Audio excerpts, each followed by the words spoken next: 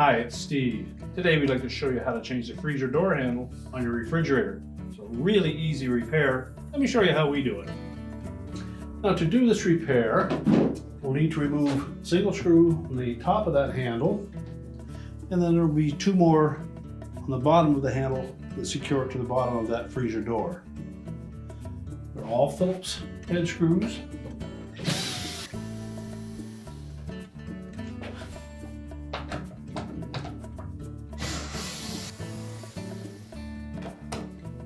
Now with the screws removed, you can simply slide that handle off and discard the old one.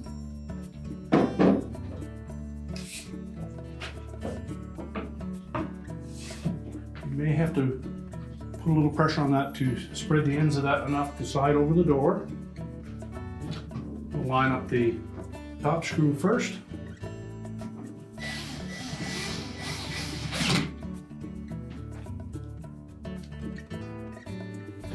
And we'll open that door up and line up the bottom ones.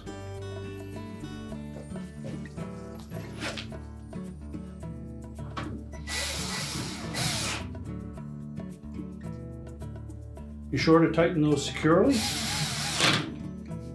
but don't over tighten them and strip the screws. And your repair is complete.